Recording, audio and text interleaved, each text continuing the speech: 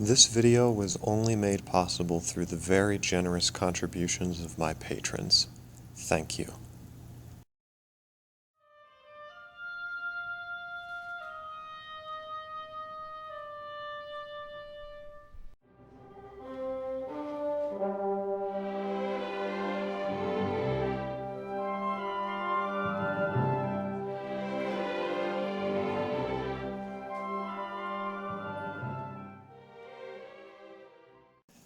They are keen in the purest sense of that word.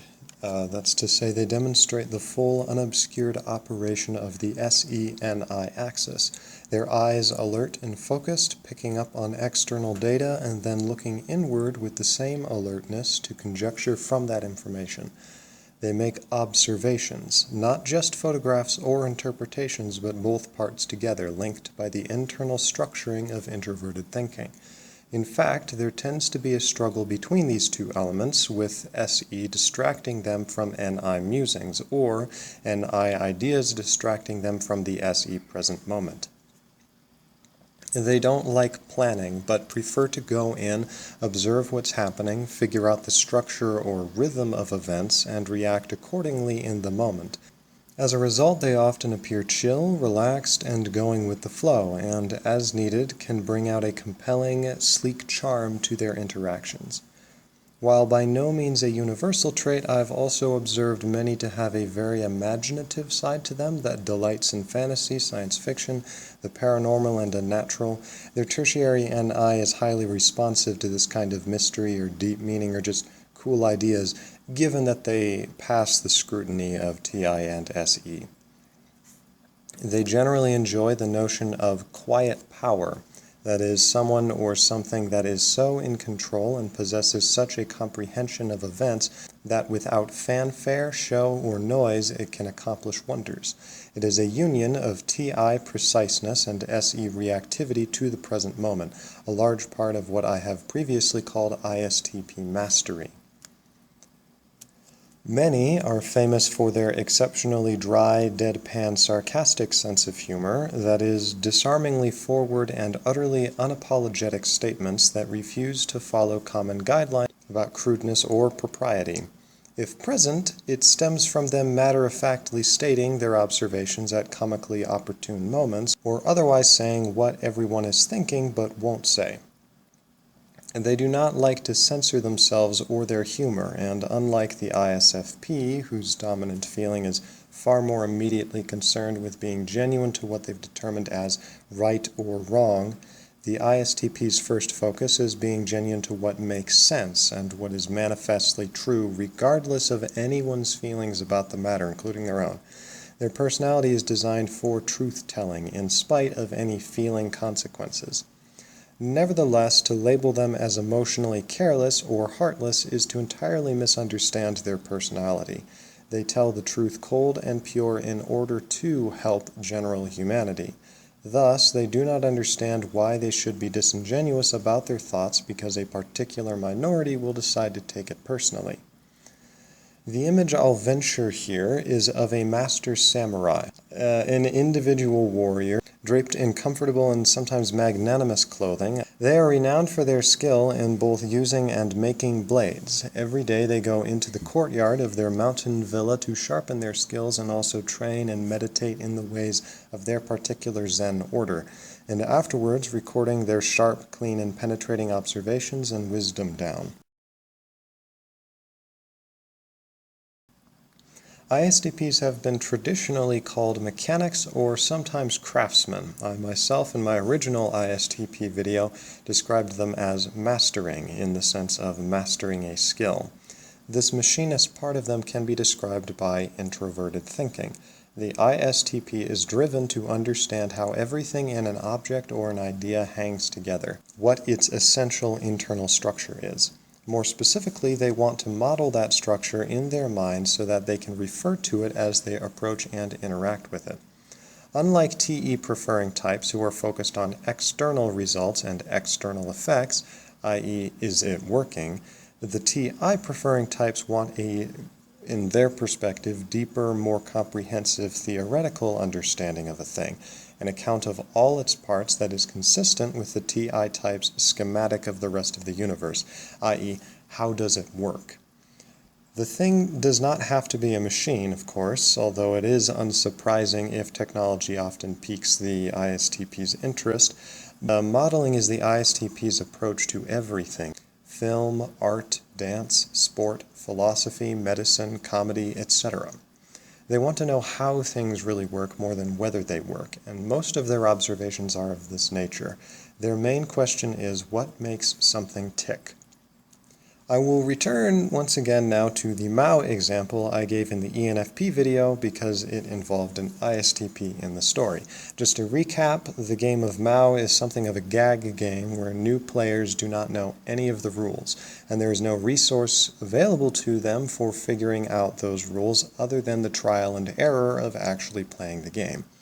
Now, on one occasion, an ISTP friend of mine seemed unsettled by even the idea of the game, and this irritation only seemed to increase as the game unfolded before him, or more specifically, as it failed to unfold before him.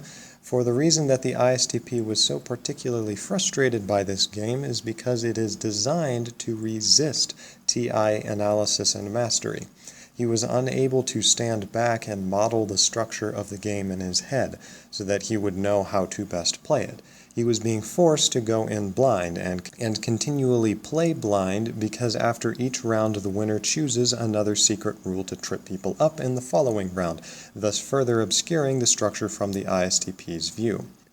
The ISTP is self-reliant and independent. TI wants to understand things for itself and in its own way, and is loath to accept rules or ideas without thinking them out and reconciling them with their own system. As a natural result, the ISTP, especially in their earlier years, can really struggle to play well with others, precisely because they have a very personal idea of how things should be done by virtue of its sensibility to the ISTP. Thus, they can be rather inaccessible to compromise, as one has to speak their TI language to truly get through to them. This is, of course, a trait common to the introverted judging types, but it's especially true of the ISTP. However, the fact that it is TI and not FI leads directly into the reason for conflict between the ISTP and several other types, particularly the NFPs.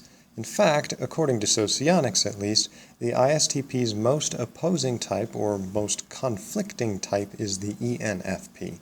A comparison between the two proves to be helpful in understanding the nature of the ISTP and especially their TI. The ENFP often acts as a passionate FI champion for a marginalized minority discovered by their NE. The philosophical encapsulation of this is Derrida's notion that what the majority agrees and rationally justifies to be sensible or good represents only one perspective on the matter, and one must give ear also to the systems of rationality held by minority groups on the fringe. Thus, by empathizing with everyone's individual value systems, one gathers more and more perspectives, and thus learns how to better provide for the diversity of humanity.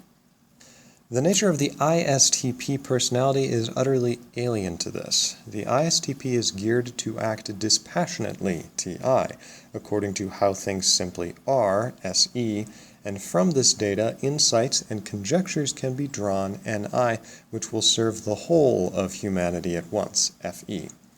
To the ISTP, it appears that the ENFP is willing to undercut the interests of thousands and millions on the basis of a contrived emotional novelty. That is, instead of stepping back and reasoning things out, they are reacting emotionally to a sob story, and only because said sob story is itself new and interesting. Meanwhile, to the ENFP, the ISTP is rationalizing their negligence of suffering individuals by positing an abstract notion of all humanity, and only because they are unwilling to explore more perspectives than the one apparent before them. Things are further complicated when the ISTP refuses to acknowledge the marginal interest championed by the ENFP, especially in their humor. The ISTP makes observations that refuse to creatively contort themselves, that's how the ISTP tends to see it, in order to make one individual or small group feel better. They are thus in a perfect position to continually step on the ENFP's toes, but from the ISTP's perspective, people ought not to take things so personally, but should step back from themselves and analyze things rationally. All of that said, what's important to note is that the ISTP is not ill-intended. They're just frank and forward and wish to talk about things from a more detached perspective that isn't bogged down in fears and anxieties of being hurt or hurting. But to the ENFP and possibly to similar types, this is simply an excuse for remaining emotionally uninvolved in the suffering of others who don't see things from their own perspective. Extroverted sensation as a function is comparable to an actor seeking to represent reality at its most raw and impressive. Such an actor is not looking at different interesting takes on reality. Rather, they are looking for the best possible way to represent reality as it really actually is for the SE type. As a result, SENI is generally far more confident and devoted to its ideas than NESI. This is why the ISTP comes off as far more relaxed and chill than the INTP. They can develop a kind of zen peace and calm that masterfully makes the most of what reality chooses to allot them at a given moment. They are not concerned, as the INTP is, with possible futures. They are more focused on what is really in front of them and what to do with that. They can be highly adaptable in this way, falling into a TI-modeled groove. The INTP is working off of NESI and generally approaches a question from a number of indirect points of view that over time generate a concrete sketch in their mind. The ISTP, however, working off of SENI, generally approaches the question head-on, zeroing in from the most direct point of view, and from what they consider the given data, generates the line of best fit, that is, the best possible conjectural notion of what the data means. As a result, the ISTP is forward, direct, to the point, as well as reductive, streamlined, and above all, penetrating. They would like to explain everything in a few condensed points that strike right at the heart of the matter, and they can come off as a sage bearing bright flashes of meaningful insight. The INTP, meanwhile, is far more scattered and traditionally comprehensive, giving a full panorama of the matter. They can be just as insightful, but it usually doesn't come in flashes. Rather, insights gradually manifest out of their laborious scholarship over time. The INTP's NE is more open to new perspectives and therefore the merits of debate, but the ISTP is a bit harder to interact with on this front because they developed their TI system from what is singularly manifestly true to them, SE, not from a compilation of viewpoints that they're willing to add to, NE. The ISTP puts their heart and soul into the perspective they are viewing things from. They have to because they dig in deep, mining its depths for insights, SENI, instead of covering great broad swaths of ground, NESI. Thus, it is understandable that people feel intimidated or unwilling to go into the deep mine shaft after the ISTP in order to bring them back out. The INTP is stubborn more out of a sense of personal tradition, their SI coming from volumes of scholarship that one must compete with. The ISTP, however, is stubborn more out of a sense of actual devotion in that their current NI perspective has yielded so many useful insights and promises yet more that they'll lose if they were to switch now. The past section did not say anything about the observational nature of the ISTP. This is in part because I believe that SE and NI are so linked in the ISTP that it's hard to discuss them separately. SE is responsible for the ISTP appearing so alert. They are seeking to take in everything before them. But it must be understood that they are only taking everything in so that their NI can process it. An observation, after all, is not just a recounting of data, but is an interpretation of the data, and this is where the ISTP excels.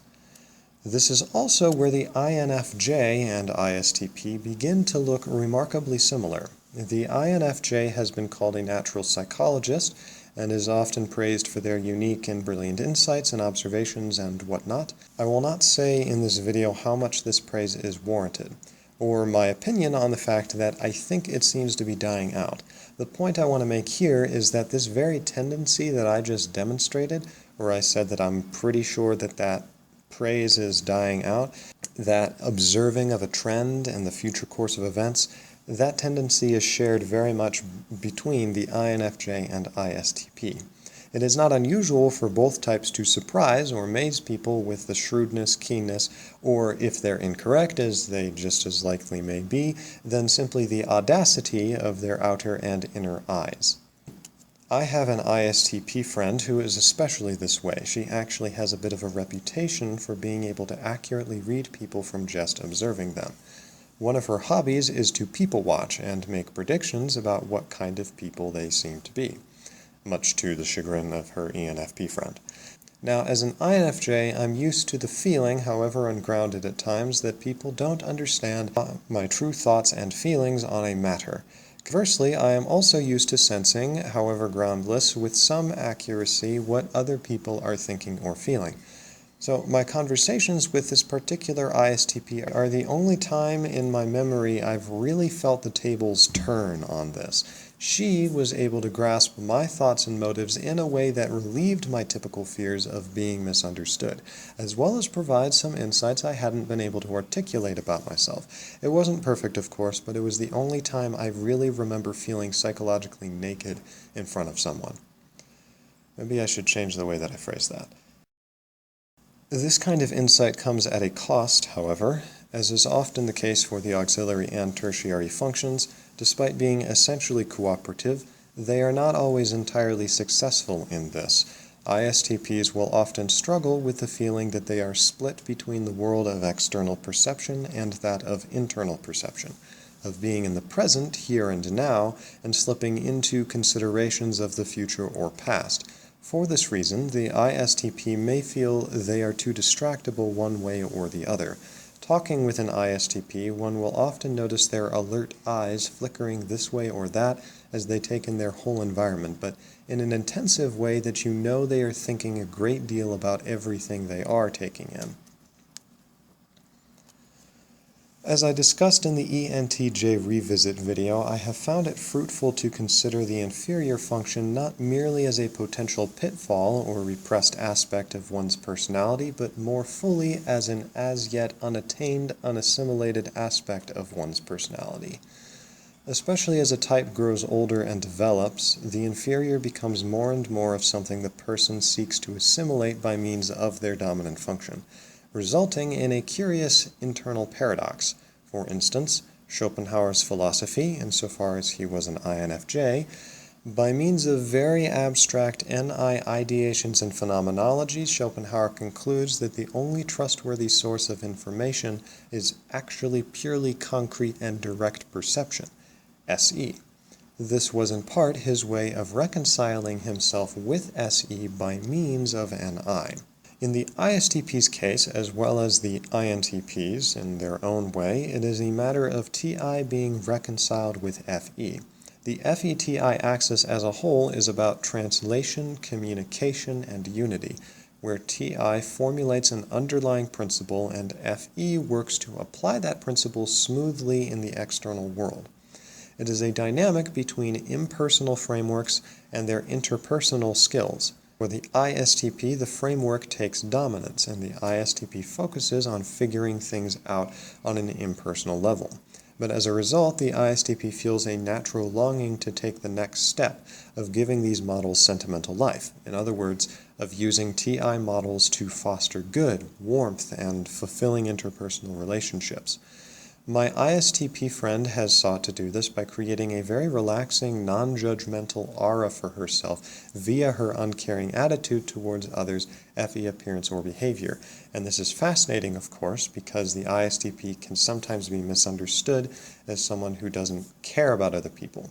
But at the same time, the way in which they don't care about other people can actually be a great advantage to making those other people comfortable.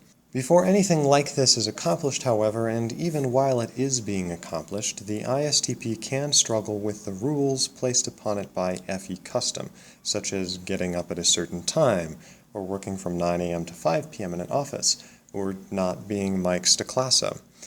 A more general point of struggle that I've heard from ISTPs is the whole area of empathy or sympathy, which they can often find obscure, muddy, and difficult to master, despite the fact that they can, at least some of them, will have very penetrating insights about other people.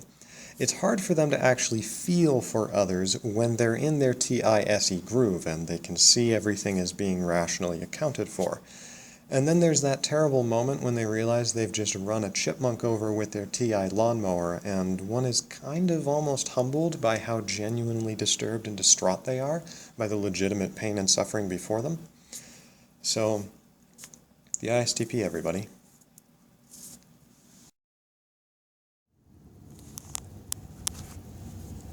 Dear viewer, thank you so much for listening. I hope you enjoyed this video and found it useful.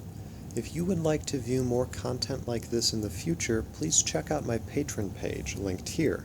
Donations make it possible for me to continue producing content regularly and with greater care, and they also come with rewards and bonuses listed on the page. Either way, it really does mean the world to me. Thank you so much for watching, and I wish you the best.